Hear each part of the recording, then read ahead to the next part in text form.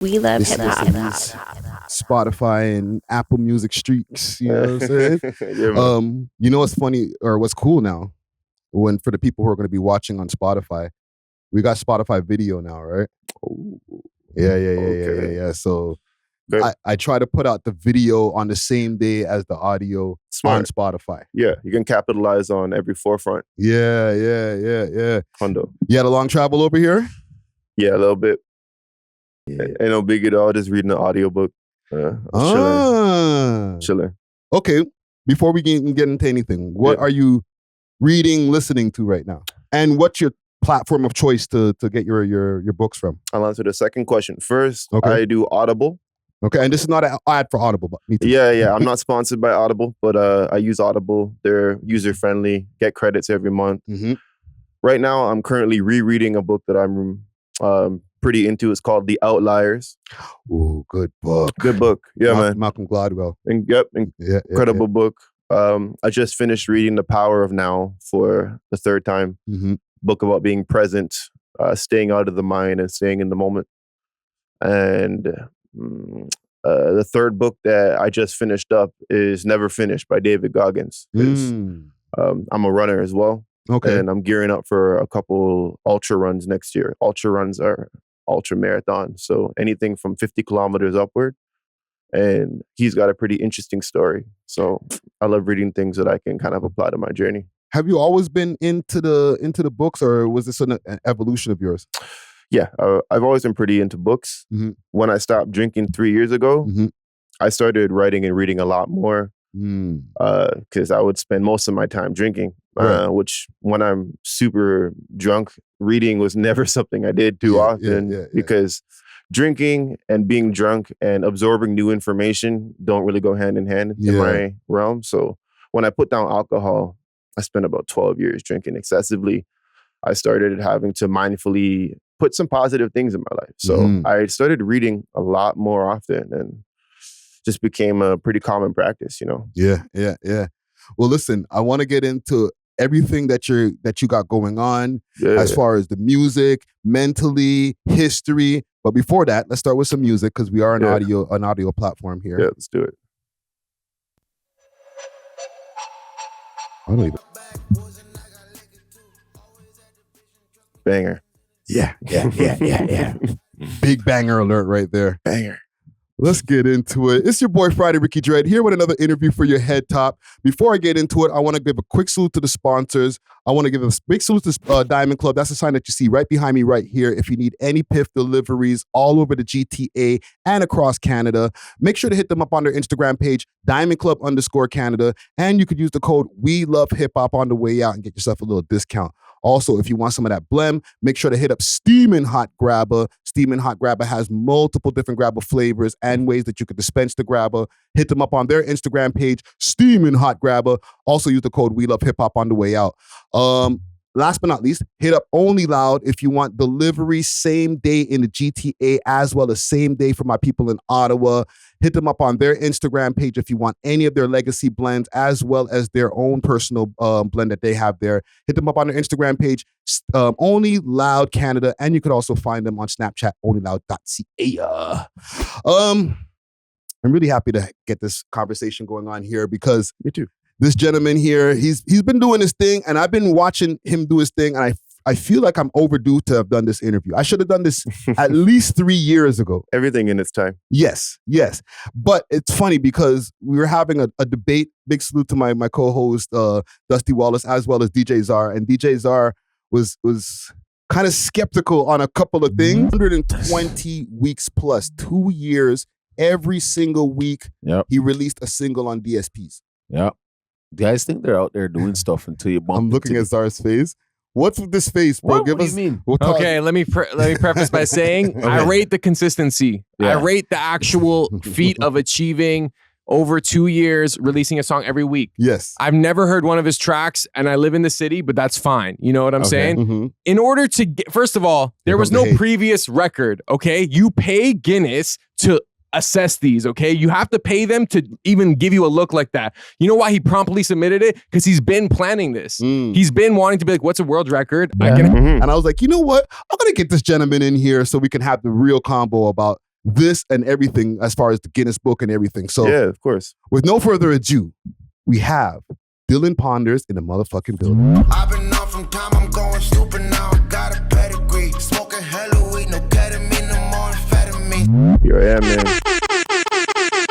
Happy to be here. Yo, thanks for coming through, bro. Yes, sir. Yes, sir. Glad to be here, brother. So, okay, let's just start off the top of the Guinness book stuff. Yeah. Take us through the process.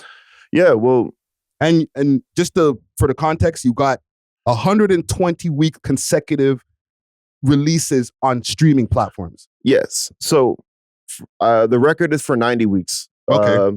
But I have been doing it for 120 weeks.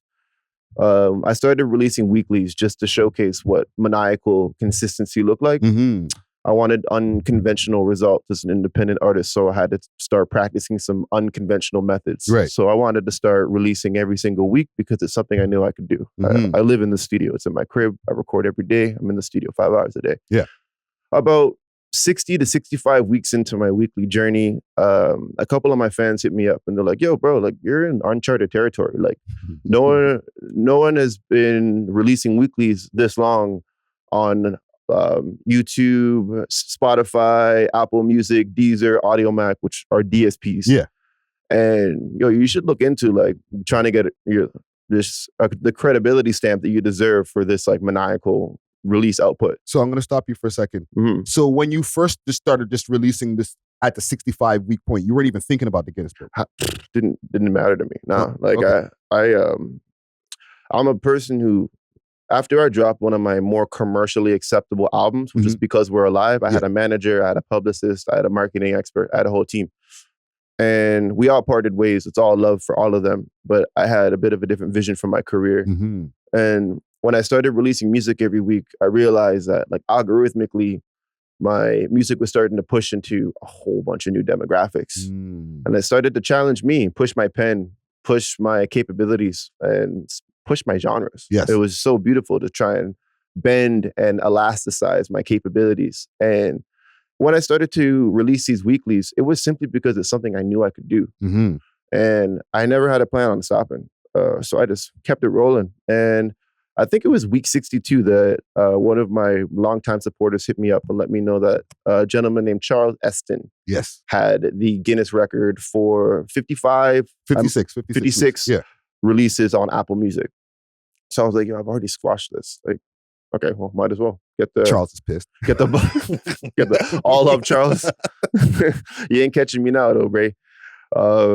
And I started the process. So, the Guinness World Records, all up to them, but the process for giving them all of the evidence for them to substantiate the record took a little bit of time. I had to get them sales reports, a bunch of different types of sources showing the release dates. Mm-hmm. And there are two options when you get a Guinness World Record. The reason that I have the record for 90 weeks, even though I'm at 120, is because I didn't pay for them to expedite the process. I let them take the 60 to 90 day threshold. Okay. So that was part of our debate. Yeah. So while they were looking at all the evidence, I was still releasing every week. Mm-hmm. But there has to be a solid number for them to look back on. If I Right. just kept coming back every single week, I would have never got the record for 90 weeks. So it was at 90 weeks that I gave them every piece of evidence that they needed. And it was about 3 months after that I got a follow-up email from them asking for a couple more pieces of information. Mm-hmm. I sent in the information and the record is mine for 90 weeks. Wow. So congratulations, first of all. Thank you. But I didn't know that the 90-week cutoff. That's crazy because it's been reported as far as the blogs 120. Yes, I've technically been doing this now for nearly 130 weeks. Mm-hmm.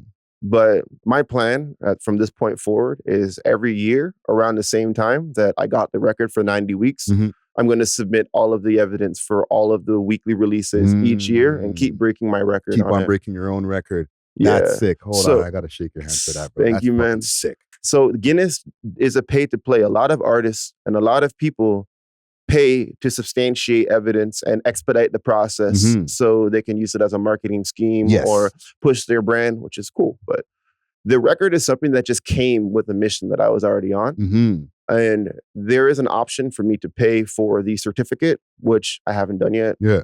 money's not an issue in my life. I live off of my music, but I haven't decided whether or not I want the actual tangible certificate, because when you look this up on Google within the next month, 30 to 60 days, it'll be substantiated on Google, which is fine by me. Yeah, and to be honest, like the certificate is literally just having a piece of paper. It's a participation. Yeah, like, you know, and we're in a different era now. We're in the digital era. So for me, it doesn't hold as much weight. So I'm still on the fence as to whether or not I'm going to invest in that. But it's not like you're going to be waving it around in the music video. I'm not going to be like, I'm not going to put it on a t-shirt, you know?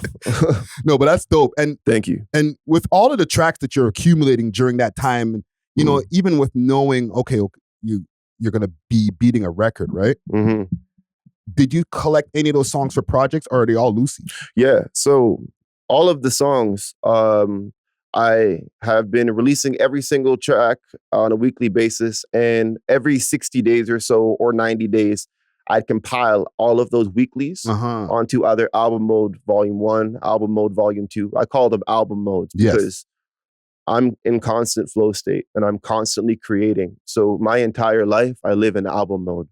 Whether or not it's on a album mode, it's an album, but I call it Album Mode Volume 2, Album Mode Volume 3, and it just essentially be a compilation of all of the weekly releases. Because I have my fans from all around the world who are plugged into my weekly releases, but there are the global market is huge. And every time I repackage the weeklies as an album and put them out as such, it always hits a new demographic. So it keeps everything consolidated for the people who live by album releases. And it also allows me to push the music into a couple other areas of the world that may not have been privy to the week by week release schedule. What do you see, like right now, when I was looking through your Spotify, your highest fan base is coming from Toronto, but where do you see other places where people are really grooving to your music? The States, obviously, but city, I'll give you country. Countries, because that's what I know more of. I could even like look at it right now. Yeah, let's do that. Open up my Spotify for artists. Okay, we're going into the analytics right now. Yeah, so right now we're sitting at almost 200,000 monthly listeners, which can fluctuate from time to time. But let's just say my top song. My top countries are United States, Canada, Germany, Australia, Mexico. And United States is first. Yeah. That's dope. Canada is second on 90% of my releases. Top cities are Brisbane, Australia, Calgary in Canada, Sydney, Australia, Denver, Colorado, United States. And number 5 is Toronto. That's crazy. You go to any King of the Town, one of my other records, top United States, and it beats Toronto. It beats Canada by like more than double the margin. Yeah, exactly. And the top city for it is Toronto, then Denver, then Calgary, then Vancouver, then Montreal. And when I toured Canada at the top of this year, I used my Spotify metrics to figure out what cities I wanted to tour. That was my next question. So Toronto is one of my bigger cities because obviously I'm from here. But when it comes to the widespread data, it's not just Toronto, it's America, and in America it's New York or LA or Denver or and it's Seattle. And then in Europe it's widespread. Like it depends on the song, which is crazy, you know, because when it comes to releasing music, when I started releasing these weeklies, I'll get back to the touring in a minute. When it comes to releasing these weeklies, I decided that I wanted to let go of what I used to care about, which is immediate results. A lot of people put X amount of dollars behind a marketing campaign, X amount of dollars behind a video, and X amount of dollars behind whatever media they need to draft up to push and promote their project. And they're praying for some really great immediate results. And when those immediate results don't come in just kind of like weekly sales points, people feel like they haven't done well. Yo, we're in an era, dude, where 1 or 2 years can go by and your song will explode on TikTok. Or your song will explode in Egypt without you even knowing about it. Like DillanPonders, Bionic Man, and King of the Town are 3 of my top stream songs. And all of those blew up. Bionic Man blew up 2 years after. It had like 400,000 streams after about 2 years, and now it's sitting at nearly 10 million. Blew up 2 years after. I was sitting in bed one night and I just like looked at my metrics and like, what is happening? And it kind of firmly cemented the mindset that if you just put quality music out there and you stay consistent, you know, I feed my fan base, but even beyond that, I'm consistent. and the music is going to do what it's going to do. Yeah. Quality lives. So when I realized that I could mesh quality and quantity, that's when things started to change for me. And when it comes to touring, I signed with a booking agency at the top or at the end of 2023, Atomic Booking Agency. I no longer work with them. I'm self-represented, but it's all love to Atomic. It's all up to my previous booking agent, Matt. It's all up to all you guys. But we looked at my Spotify metrics to figure out which cities that I'm streaming the best in. So I went and performed in Edmonton. I went and performed in Vancouver. I went and performed in Kelowna, sold out. Like went and performed in London, Montreal, Ottawa. And we used my streaming data to see where I was most popular. And it worked out very well. So it's amazing to have that sense of control in my hand. Like I've been releasing music now for over 10 years, for over a decade. Independently. Yeah. And yo, trust me when I say the first couple of years, my numbers were not booming. People knew me in the city and I had some decent relationships. I came up around a lot of artists who were popping at the time, who kind of disappeared now. But I came up around a whole different era in the city. You know, when my name was synonymous with drug use and drinking and partying. But I was releasing consistently. And now that I'm beyond doing this for 10 years, I own all of my masters. Yeah. No one is getting a hand in anything that my songs do. So when I get on satellite radio, when I get on Pandora, when I get a song in a Netflix show or any type of sync, that's all, like all of those royalties are not coming to some middleman. So it's 100% you. Yeah. So it took a long time, like maniacal amount of time. Like people be saying, if you do the same thing over and over again with the same results, you're crazy. Well, I'm crazy because it worked. Hey, the crazy person wins, man. So yeah. And you know what? I'm going to stunt for you. You're winning to the point where you're able to buy your mom and your dad a crib. Big salute to the sponsors, Diamond Club, with delivery all over the GTA and now all across Canada. They got the best selection of flour, edibles, and pens, and all types of goodies that you need. You can find them on their Instagram page, DiamondClub_Canada, or you can find them on the 7 Days of Weed app, as well as the Leafy Things app. Let them know that you heard about them through the We Love Hip Hop Network, and they may give you a discount. Big salute to Diamond Club. Cheer! Oh, yeah. It's getting to a point now where I can take care of my family. Yeah. And that's always been my goal. Yeah. Thank you. No, man, I've been watching, and we're going to get to it in the conversations about the two different sides of hip hop. Oh, yeah. But before we get to that, right, one thing we also have in common, I'm going on, what would it be, from 2011 till now? That's what? 13 years? 13 years sober I'm going on right now. Hey, man, congratulations. Right? That's absolutely massive. Right? For me, I went away. That was my rock bottom when I was in the orange jumpsuit, in the pumpkin suit, as they call it over here. I was like, all right, my brain turned the corner. Something's got to give. Yeah. For you, what was it for you? You know, at the time, I was over 300 pounds. I was unhappy, loathing. I was reactive. People in my life, with the concierge in the condo I was living at, like, I was unrecognizable to myself. Outside of, me throwing out blood and me feeling sick, mentally and physically, 7 days out the week. Yeah. I started to realize that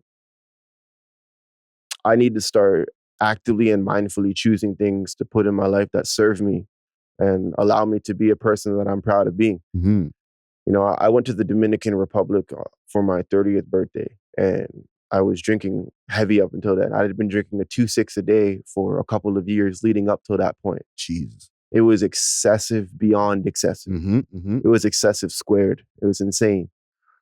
And after a couple of days in the Dominican leading up to my birthday, I had some pretty bad nights, had some worse mornings. And I decided that I was done with drinking whilst on an all-inclusive resort, which is a rather peculiar place to put down alcohol when it's so readily available. And it was the day after I stopped drinking that I started running along the beach. I just knew that I had to do something good for me, even though running was hella difficult and hella uncomfortable. And my turning point was when I started to become completely unrecognizable to myself. You know, like I'm okay with having down days. I'm okay with having good days. I'm okay with having in-between days. But all of my days were just me feeling like shit. And that's not how we're supposed to live. Yeah. And I was chasing, honestly, bro, like I was running away from everything. My traumas when I was younger, shit that I hadn't really unearthed and looked at with an X-Acto knife and dissected. I would just drink about everything. And I hated that. And I just had to start living more mindfully. So I was just unhappy with myself, and I didn't like that feeling at all. So I haven't had a drink in 3 years now. Congrats, bro. Yeah, Congrats, man. man. Thank you, bro. One thing also with the drinking that I used to be an artist. Catch me on Spotify. I'm actually going to start re-uploading my my playlist. However, I was worried at first, man. I was like, you know, getting into the booth, am I going to be as inspired? Am I going to be able to come up with these rhymes? What did you go through when it came to the creative process? Yeah, I had a similar fear. When I got back from the Dominican, I was thinking it was about 11 years of recording or 10 plus years of recording with always having alcohol close to me. Yeah. I didn't even understand what it meant to not have booze close when I recorded. So a bit of my identity was wrapped into that false pretense. Not just your identity, but hip-hop identity too. 40s and blunts, all absolutely. that type of shit. It's right? synonymous with the game, you know, the hip-hop and substance abuse are one and the same in this era to a detriment of most. We can get into that. But I was mad nervous to record. But the first song that I did record when I hit the booth the day after I got home from the Dominican was a song called The Empty Man. I'm trying to get home. I'm on the phone. I'm monotone. You down? It's a fan favorite. It's a song where I discuss feeling empty and needing other people's approval and trying to find a way to give myself approval and have that mean enough to me. You know, the song slapped. It's my first song recorded sober essentially in my life. Because when I started recording back in the day when I was recording at St. Albans when I just got out of high school, like I was still drinking and getting faded before sessions. So I never really knew what it was like to record with a clear mind. And, the song was incredible. And I had a bit of an epiphany. It's like, I am an artist. Alcohol's not an artist. Like I make these songs. You're the one who makes They it, come from me. Yeah. And I didn't look back since. I dropped a project called Mushrooms and Melodies because psychedelics had helped me come to the realization that alcohol was going to do more damage to my existence than good. So I called the project Mushrooms and Melodies, and it was the first project I had ever recorded completely sober. And that's a bit of a staple in my career because that began this path that I'm on now, which is self-awareness, honesty, consistency, and maniacal work ethic. Yeah. And just to stay on that before we move off of this topic, right? Because you mentioned shrooms. I'm here smoking a spliff, and we're both sober guys. But then some people will say, "Well, I don't know if you're sober because." Can we break that down, please? Can you break that down? The mentality. Yeah, of course. Speak for me too, because I do shrooms too. You know what I'm saying? Yeah, you are always going to have naysayers, but sobriety is wrapped up in alcohol use. That's why when you're drunk, and when you're not drunk, you're sober. So if you're not drinking and you refuse to drink and you don't drink, you're sober. Yeah. Period. If anyone else wants to get into the semantics or get into the details, they should find something more productive to do at the time. Weed is medicine. Mushrooms are a medicine. They come from earth. They're mind expansive. There are some people who would say that weed can be addictive, but you can get addicted to cheeseburgers too. So it really just depends on the mindset that you have. Yes. Like I don't smoke anymore. My fiance smokes. All the people in my life smoke. When I visit my dad, he's bunning it down. I stopped smoking for personal reasons. I'm a runner. Yeah. I ran 100 marathons over the summer for men's mental health. So my cardiovascular fitness is in a bit of a better place now that I smoke a bit less. Yeah. But weed is magic. It's medicine. And I got nothing against it. Alcohol is poison. And quite frankly, I have a lot against alcohol. So sobriety is contingent on whether or not you are drinking. And if anyone has anything to say about that, then it's okay to have a difference of opinion. Yeah. No, I'm glad you broke that down. And just going back a little bit in life, right? I was trying to do some research to try to find out where exactly in Toronto you're from, but I didn't find that, man. I was born on Shoreborn in Esplanade. This is why. Let me just stop you for a second. Because when I'm doing my research for artists, when you're from an end, it's kind of easier to find out where you're from. Yeah, I'm right in the thick of it. Yes, but anybody who I've interviewed who's from downtown, it's kind of hard because downtown is like a different existence growing up. It is. Yes. It's a bit more ambiguous when it comes to trying to pinpoint an exact place. Like, yeah, sure. I'm from Toronto. Yeah, exactly. From the greater Toronto area. Yeah. But I was born a Shoreborn. I was basically born in the Esplanade. That's where my parents lived when I was born. And I lived in Saga. I lived in Scarborough. I've lived Lansdowne, Davenport. I've lived in the East York. I've lived by... I've moved 30 times. My mom and my dad weren't shy with moving around. Yeah. So I'm truly a GTA man, but I was Shoreborn and Esplanade. That's the area. And you got multiple siblings too. You got 3 siblings, right? I have. Hold on, I gotta think about it. I have 1, 2, 3, 4. I have 6 siblings. 6 siblings. Holy. 3. My dad is Jamaican. I have 3 siblings with the same mom, with my dukes, and I have 3 siblings with another woman. And, I love them all dearly. You know, they're people who I aspire to be my best self, so that they can look to me for a positive example in their life. Yeah. And you know, as a biracial man, right? What was it like growing up? Is it, you know, because I from my research, I know that your dad was a big influence on your life, right? Yeah, totally. So you always knew your black side. But did you have an acceptance issue growing up, like a lot of biracial kids have? I want to take a quick break from this episode to give a big shout out to Only Loud, Canada's one-stop shop for your favorite legacy brands and all things loud. Only Loud provides mail order delivery nationwide and same-day delivery to those in the Ottawa area. Check them out at onlyloud.ca or follow them on their socials, Instagram at onlyloudcanada or on Snapchat onlyloud.ca for more exclusive content.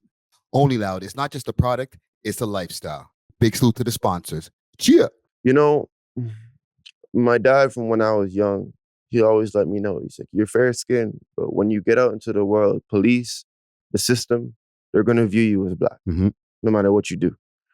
But you are Dillan. Don't have to worry about all the rete. And that was a bit of a foundation for me because when I look at the crowds I hung out with, like my more cultured side and the roots that are a lot stronger in my genome. That's just where I naturally resided. Yeah.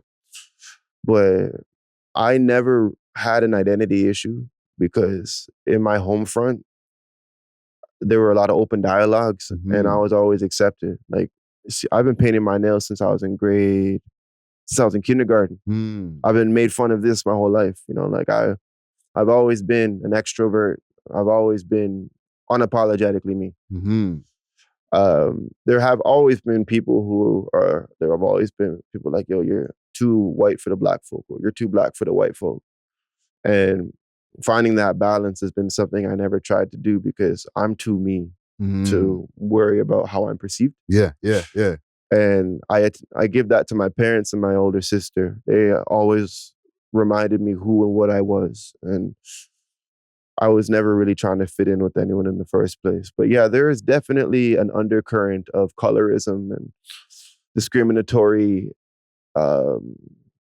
perceptions and undertones when it comes to being biracial. And I've experienced them all, you know. And I think the best thing I always did was honor who I am and not try to be anyone else for anyone else. Yeah. And yeah, that's that. No, man. Well said, man. I'm going to play you something. Oh, please do. Okay. Let's take you down memory lane. Volume's off. Regulators. Mr. Warren G. We love hip I hop. want to find a place to cut the song, but it's like we could rinse that whole track. I know, right? Okay, when you hear that song, what goes through your mind? Yo, immediate knee-jerk memory is being in the back of my dad's Honda. My dad would either be going to soccer games, running errands for the family, groceries, whatever. My dad has a beautiful taste in music. It's either roots reggae or classic hip hop, whether West Coast, New York, whatever. My dad was playing it. Yeah.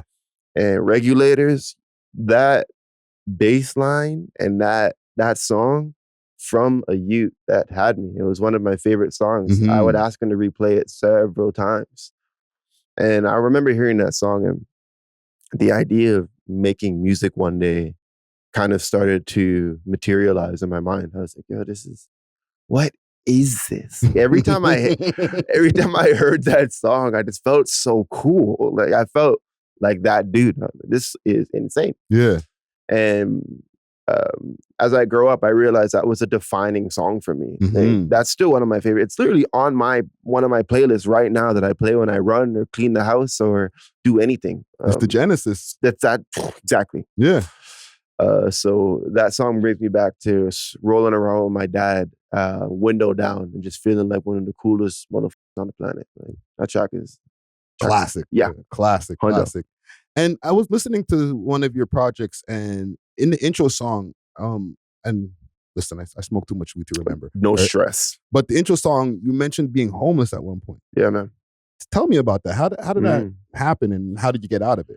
Yeah, man. When I graduated high school, I ended up going to Humber College for a university transfer, which is philosophy, critical thinking, sociology, advanced composition. I was always, if there's one thing I could always do, I was a writer. But I didn't know what I wanted to do after high school. I played basketball throughout high school. I played for Oakwood. We won an Officer championship. I love sports, but I knew that sports wasn't really going to be my route.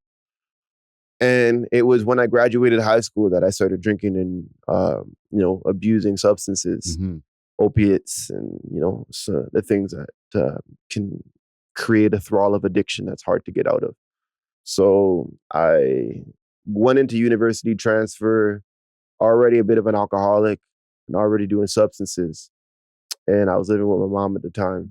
And I was a bit out of pocket, very disrespectful, bringing unfavorable people into her house, leaving a mess, argumentative. She kicked me out.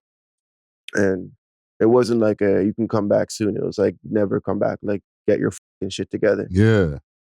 So that was when I first went homeless. By the way, I thank my mom for doing this chapter of my life, because if she hadn't, then she would have been enabling the behavior, and I'm not sure if I ever would have changed it. Yeah. So shouts to my mom for being a G. No, salute. But I was on the streets for a while. I was couch surfing. I'd sleep in bank terminals. I'd sleep on the Blue Night. I was homeless for a couple of years. Mind you, I was making music this entire time. I was recording out of homies' cribs, out of professional studios. I was still going to a place called St. Albans. Shouts to St. Albans. That's where I started my recording journey. Yeah, they had one of the only operating studios in the city that we could access at the time, and that's where I learned how to engineer.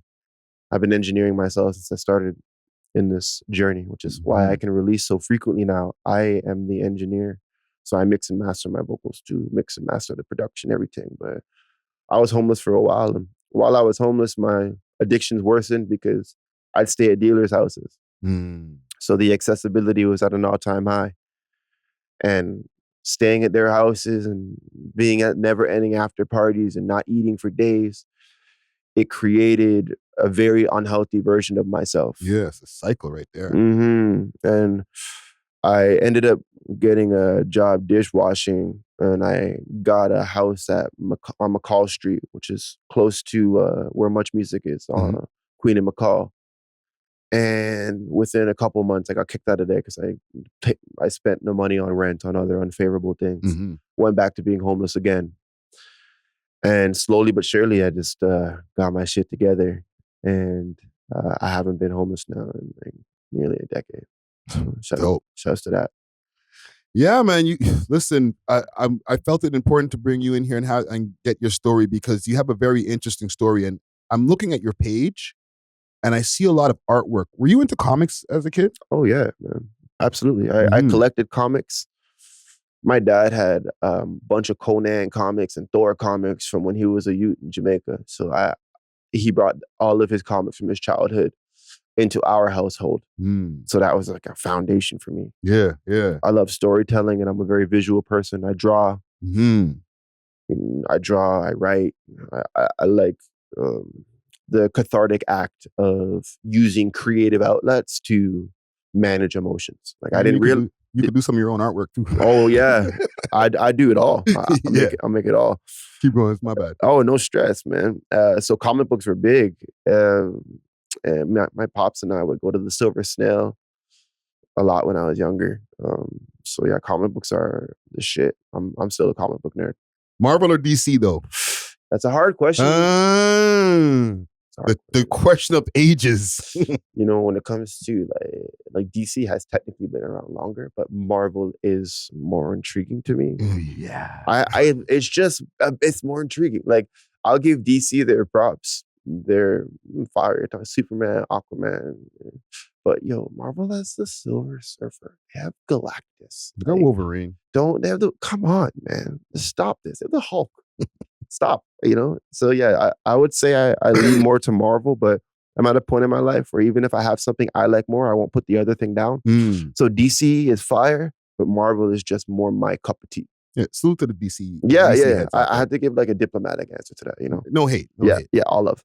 And you used to be part of a crew called CRU? Yeah. They that was back in my era, man. So my best friend and my DJ, I was about to call him my DJ first, but he's my brother. He's going to be the best man at my wedding next year. He was there when I recorded my first song. He was the person who always saw what I am now in me. And I was always writing poetry. I was always freestyling. He knew I could spit. Yeah. So he's been there from jump. And he was in a bit of a collective at the time. There wasn't an official name yet, but it was with an artist named Terrell Morris. His name was T-City at the time. Look him up. That is a Toronto legend right there. A guy named Rec, who goes by Castle now.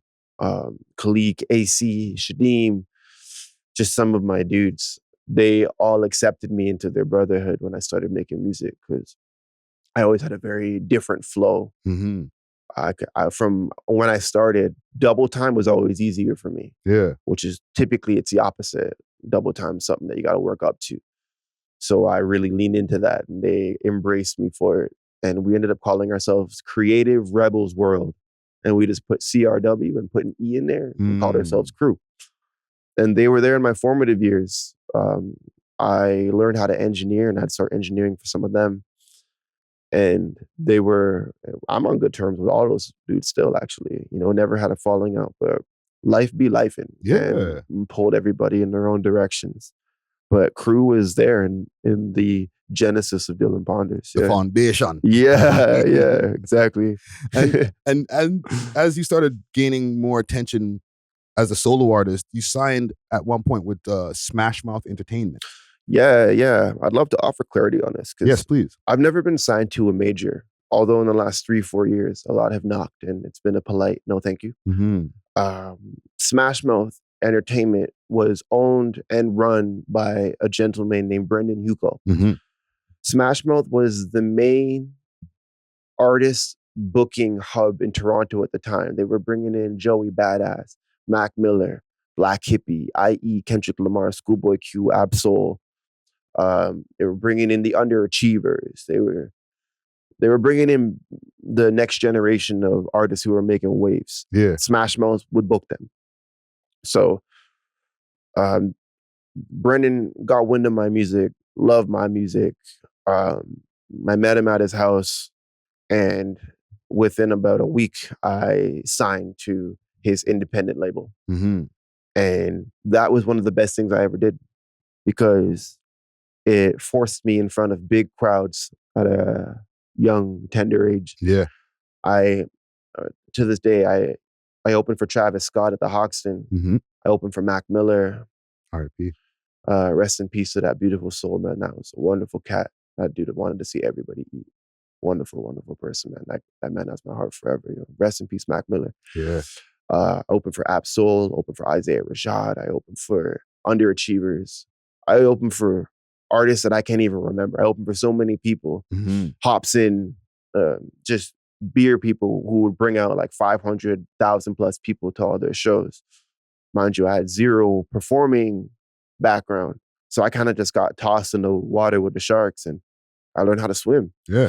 All of my day one fans will tell you like performing is what I do best. And it's because I signed to Smash Mouth at such a young age and got the opportunity to rock big crowds and learn about crowd control, learn about where to hold the mic, learn about how to pitch my voice, learn about getting different sides of the crowd involved and not staying on one side of the stage, learning about standing back so you can feel big to the whole crowd. Yeah. I learned all of the little idiosyncrasies that come with years of experience. I got to learn that very early, which was great. So yeah, that was my journey with Smash Mouth. And up until I released Because We're Alive, I was technically under the Smash Mouth umbrella. Because We're Alive was my most commercially successful album. I got the Factor grant for Because We're Alive. It's the only grant that I received in my career. And that grant before me had been given to Daniel Caesar and Jesse Reyes. Nice. I was the only hip hop artist to receive that grant, so I was pretty happy about it. Yeah. But I don't want to hate on Factor, but the way get grants work is like they say they'll give you X amount, but you have to pay for all the things you're going to pay for, and they kind of reimburse you for it. Yeah, I know. You know how? Yeah, I know. So it was an interesting time, but my manager and I at the time took out a line of credit and figured it all out. But Smash Mouth, Brendan Hugo is still a friend of mine. I was talking to him recently. He's someone who still champions me and respects my path and respects the fact that I wanted to be self-managed. I had a team doing things that I knew that I could do. And at this point, I've been self-managed, self-funded fully for the last 3.5 years.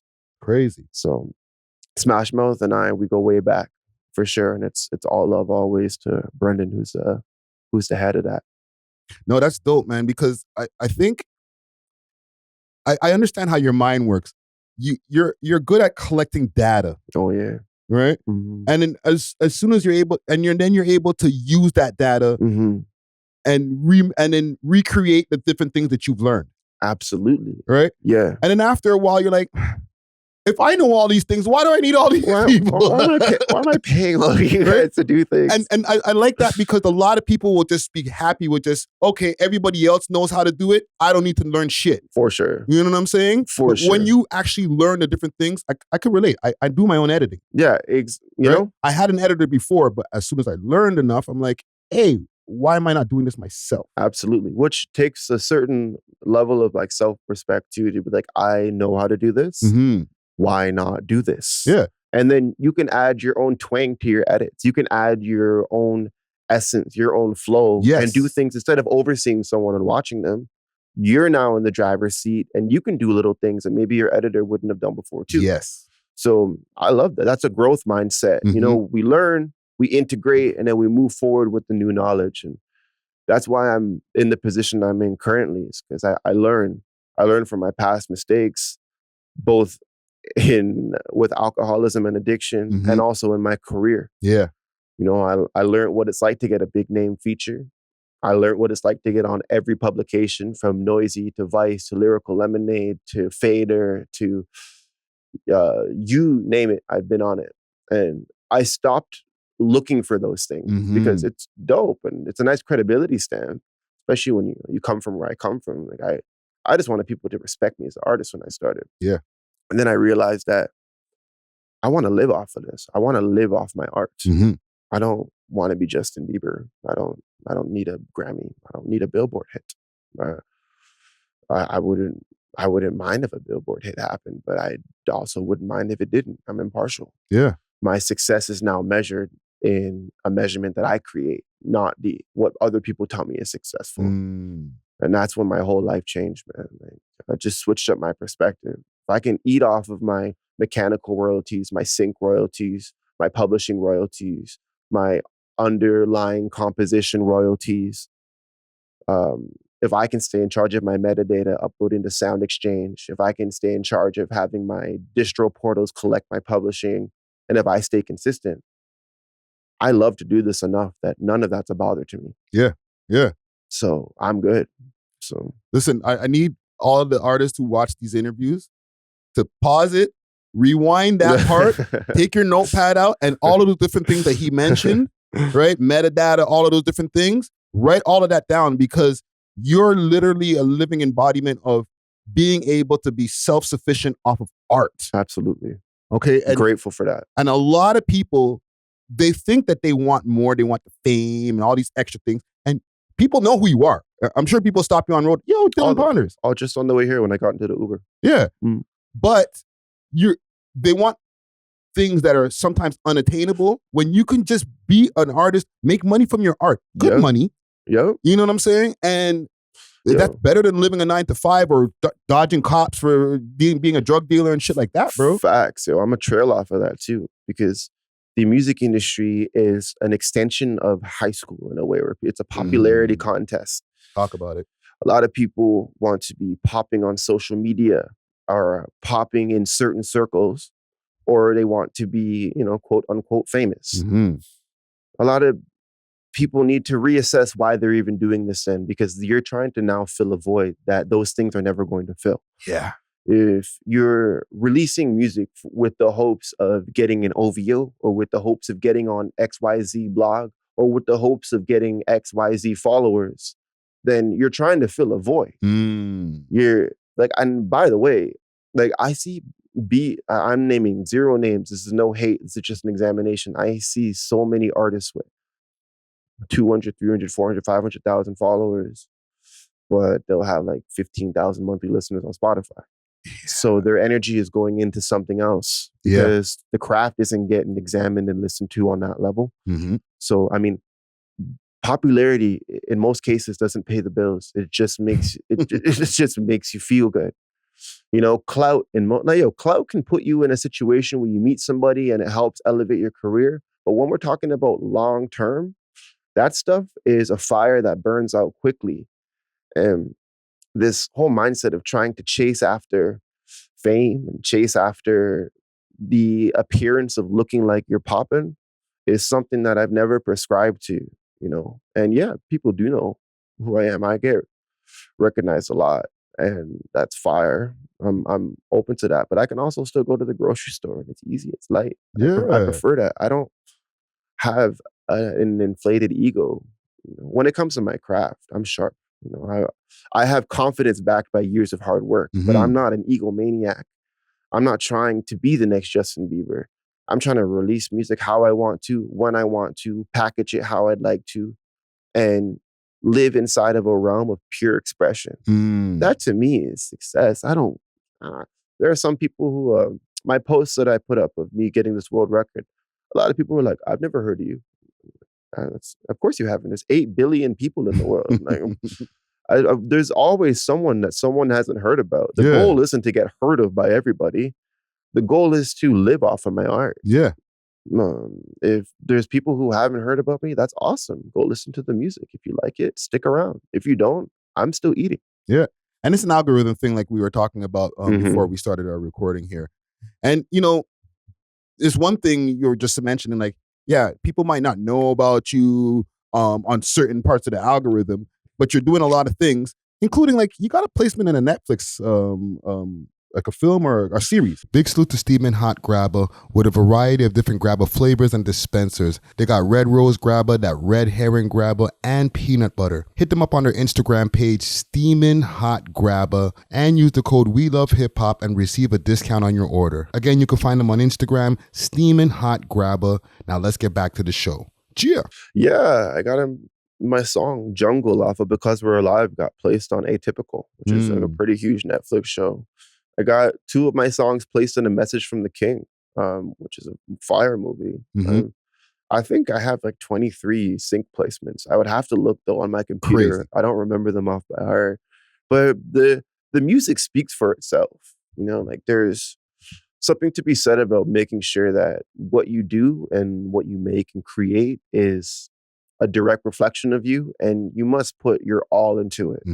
Because I know for a fact, like, regardless of the passive income that I have created for myself through my streaming revenue, I put my all into everything I create. I don't put my all into a crazy marketing campaign, or I don't put my all into waiting outside of Drake's house. Like, I'm not trying to get seen by people who are quote unquote gatekeepers, trying to make the best art I can make.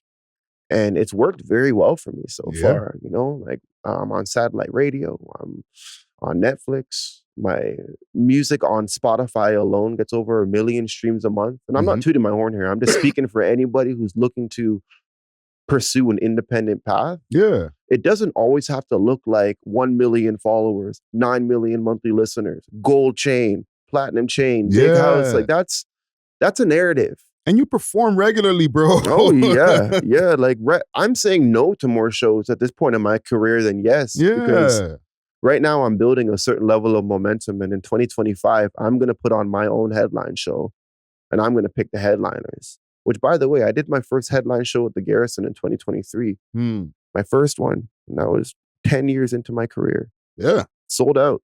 It was crazy. But it took some time too. Yeah. You know, like, and you're also one of XXL's 10 Canadian rappers to know. Yeah, which was a nice little, you know, pat on the back. I was cool with that. You know? Talk to me about the importance of mental health. Oh man, I feel like, because like, before you start, I've started to see the journey that you've been going on. I've seen you go on a mental health podcast. I've seen you doing different things, man. Like, yeah, man, thanks. I'm guessing that this is important for your audience to know too. Yeah, for sure. You know, I wholeheartedly believe that real health, physically and spiritually, is tightly linked to mental health and the state of your mental health. Mental health revolves around being reflective, revolves around nourishing your mind with information that can help you become a positive source of energy in this world. It involves doing things that are good for you and that make you feel good. When I was homeless and addicted to drugs, I battled depression and suicidal thoughts. I've been to some dark places. You know, I had a bottle of pills and alcohol, and I was very much trying to not be here anymore at one point. I've been to the place where there's no more rope. People talk about the end of the rope, went beyond that. So seeing the depths of that darkness and realizing that I had to be the light that I was looking to see when I was in that darkness leaves me with a bit of a responsibility to show people and remind people who are in the predicaments that I used to be in how important it is to foster mental health. You know, chasing a fast life and eating bad food, drinking and doing drugs and scrolling on phones endlessly and not exercising. Those things are going to lead to a place of emptiness. Yeah. And, you know, I'm a person, I got a morning routine. I'm writing a book. I spend my time meditating, stretching, working out. I check in with my family every day. And I found out the things that I like to do that nourish a positive state of mental well-being that I carry into my music, that I carry into my physical endeavors. But if my mental health isn't right, nothing's right. I can't be the best me for my fans. I can't be the best me for my fiance. I can't be the best me for my mom, for my family. So mental health is something I really try to protect. And I also try to advocate for healthy life habits. And I don't really think there's too much of that in hip hop these days either. Yeah, it kind of promotes the opposite. Yeah. And it's funny because, or not funny, but it's something that I noticed in your music. And did it help you find your tribe? Because there's not many artists who are talking about being sober. That's not the cool thing to talk about. And you did used to talk about drinking and drugging before. Yes, I did. And then you switched the content and you started not switch the content stayed the same. It's still the same type of music. Yeah. But the content inside the music started changing and you were talking about being sober. I've heard you mention being sober over years, like 1 year or like your 3 years and stuff like that. So the audience that's listening to it, they're getting a different thing from it. Yeah. Did you start finding your tribe during that point when you got sober? Yeah, it's a great question. You know, I'll answer that in a concise manner. My music has always been a reflection of the state of my life. So it's a bit like a book. Different chapters represent different versions of myself, and the shades of me that were most prominent at that time in my trajectory. And in the last 3 years, I picked up running. I became an ultra runner. I started writing, and I started to really take care of myself. So the music started reflecting that. And I have so many listeners from around the world. I get messages every day from people who are like, yo, I just got out of jail and I just played your last 2 records and they got me moving again. I'm on the treadmill. I got someone who recently lost someone very close to them. It's like, yo, your music as of late, it makes me feel strong and I got hope. Makes me feel uplifted. And that to me is what's gonna make the music more timeless than anything. Yeah. Is that it's an uplifting frequency. And it took me a lot of trial and error to get to this place, but Lord knows I've found my tribe. I've definitely found the people who are really resonating with this frequency. It's not corny, I walk what I talk. I'm not saying anything for clickbait or clout. Yeah. I live this. So my music is just my lived experiences and they rhyme.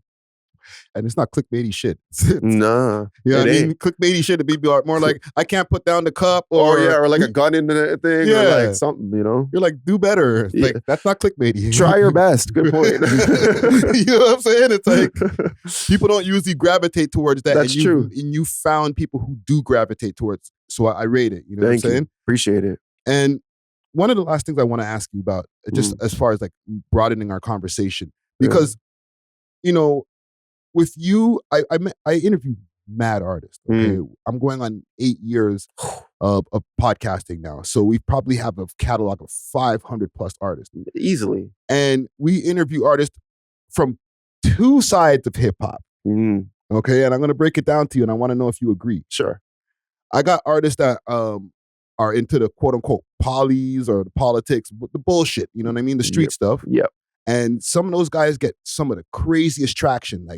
They got, some of them have thousands and thousands or hundreds of thousands of followers and millions of views on their music videos, but they're not getting the same kind of accolades. They're not doing shows. And then I have somebody like yourself who has a Guinness book, you're a Guinness book holder. You have accolades out the wazoo. You've been on stages all over the place. My question to you is there 2 different types of Toronto hip hop? Yes. It's like there are. Yeah. 100%. We'd be lying. It'd be like asking if the system is set up for certain people to win and certain people not to. And the answer is yes, it definitely is. Yeah. This is a by design system.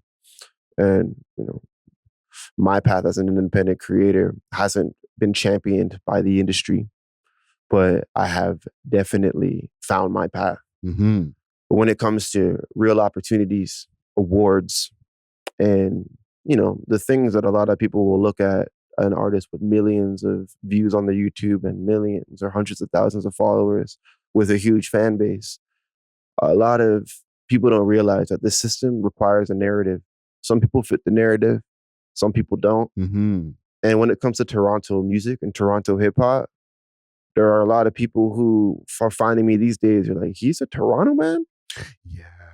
Because there's, especially outside of Canada, they think there's one type of Toronto artist. But if you're from here, as we are, it's a little more divergent and multifaceted than that. Way more. And I will answer your question as honestly as I know how to. And there are definitely 2 different types of hip hop. I think one gets a little more champion. Now I will say, I've never been nominated for no Juno, never been nominated for no Pulitzer Prize. I'm not someone who the label and machine run industry is going to champion, because I'm a do-it-yourself artist. They're not necessarily looking for that narrative. They want you to lean on them, ideally sign a deal, get an advance. They'll pay for your studio time, your marketing, and they'll upload your music to DSPs. And you essentially are in debt until X amount of dollars gets paid back. But they'll make you look big, but you're going to be inside of this cycle where you got to re-sign and get a new advance and so on and so forth. Yeah. I don't represent that at all. So there are a lot of pockets of this industry that don't champion me. But at the same time, my family's good. I'm good. And I'm a legacy artist. I'm like AC/DC. I'm going to be performing when I'm 70. Like there's no cap on this. Yeah, yeah. So I don't think there are a lot of parts of this industry that are going to champion that. But Lord knows there are a couple different types of hip hop in Toronto. There might even be 3, like there are. Yeah. Now that I've had a conversation with you, you've actually convinced me that there's 3. Because, and salute to DJ Czar once again, okay, who helped to prompt this conversation here. You have what he deemed grant rap, right? Which is like the more cleaner or, Canadian acceptable rap that they'll give the grants to. Then they got those ones that filter through my platform all the time, the grimy polys. The polys. Right? Who get their share of views and everything, but ain't nobody trying to pay attention to them because they're too grimy. Yeah. But then you have the third, which is what the category you're in, bro. Yeah. Where you're the indie guy, you don't give no fucks. You're not gonna deal with the system side, but you're not one of the guys over there in the polys. I'm almost like right in the middle. Yeah. Because I'm not a grant rapper. Like I'm not getting grants. No, I haven't received a grant in like 5 years. And you only got one over your whole life, your whole career span. Exactly. And the thing is, not without having a conversation, we assume that you were a grant rapper.